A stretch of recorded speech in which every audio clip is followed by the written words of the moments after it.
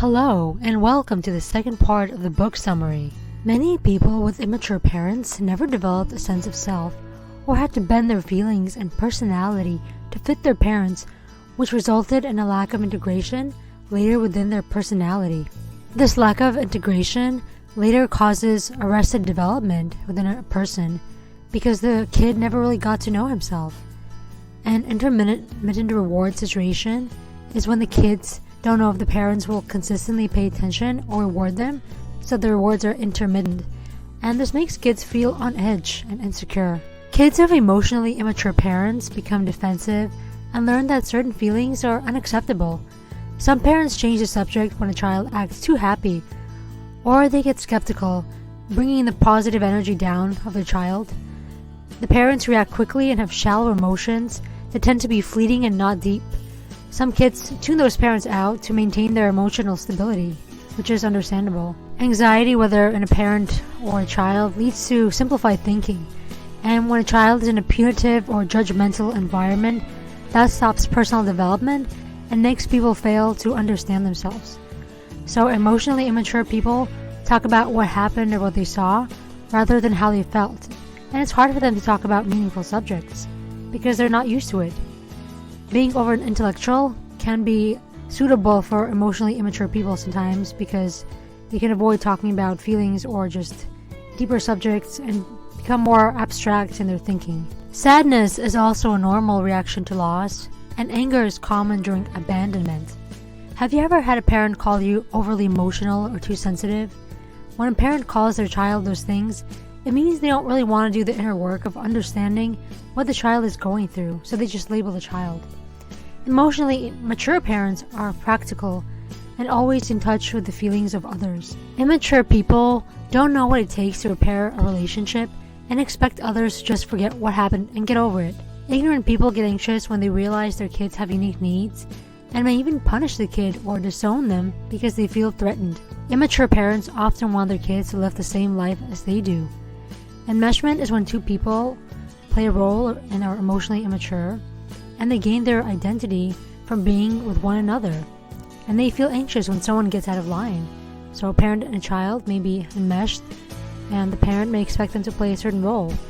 So the two people are dependent on each other, and they are, insecure and anxious whenever somebody gets out of line, and they expect things to be predictable. Also, when parents play roles or favorites, that's a sign of enmeshment. These are the 4 types of immature parents that can cause their kids to feel lonely or insecure.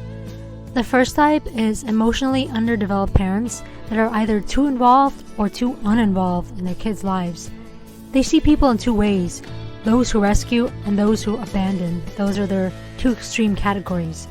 The second type are driven parents, and they are way too goal-oriented and overly busy. They're perfectionists and often push their kids to do very well.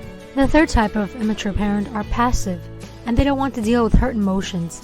They look away if a partner abuses or neglects someone and don't do anything to stop it.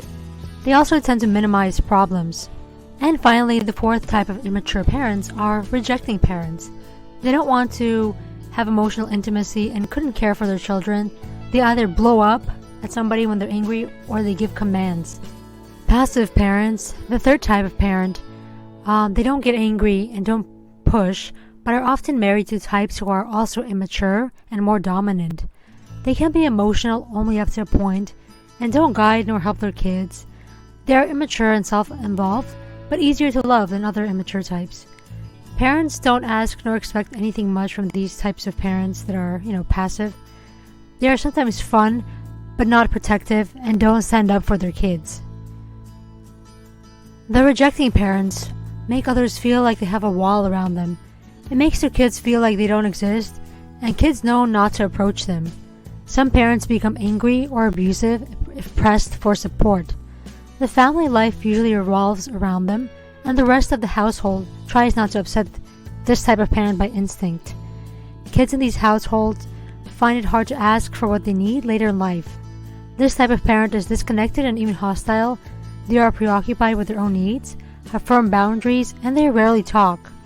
So these are the 4 types of parents, and they usually don't want to work on their relationship issues.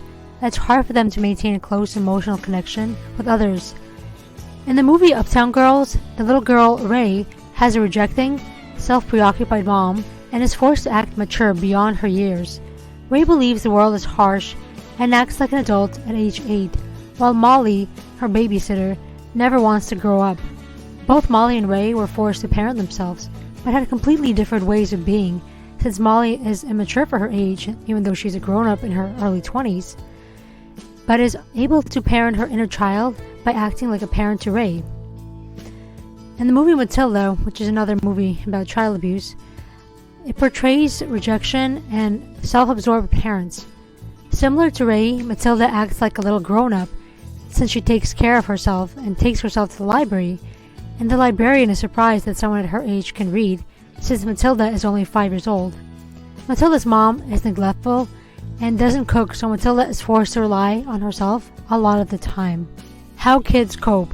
So kids of emotionally immature parents cope by creating a role self and a healing self to somehow get along with their parents. So they stop being their true selves in order to take place in the family. A lot of kids and even grown-ups often have a healing fantasy that things one day will be different and their parents will change and things will go back to being beautiful and normal, but this is mostly just a fantasy and usually doesn't come true. There's something called positive disintegration, which is when people break down inside to create new, more authentic versions of themselves, and the people who can tolerate negative feelings have more potential for growth, and those who can self-examine. Here's how to interact with such immature parents. One way is to detach and be observant, so just emotionally detach and observe them without getting too involved emotionally. The second way is to have mature awareness. And the third way is to step out of the role playing. Stepping out of your role will help you get emotional freedom. It's best to relate to parents as separate people with their own needs and wants, and just know that you have your own needs and wants. Relatedness will allow you to maintain some relationship with your parents if they're immature, while keeping them at a distance and not expecting them to meet your needs. Here's how to use relatedness. Express and let go. Say what you want calmly and non-judgmentally. Focus on an outcome rather than the relationship. Be honest about what you want, so the outcome, from the interaction. And finally, manage the relationship rather than engaging in it. You can manage the duration and topics of conversation, and make sure to look out for your own emotions.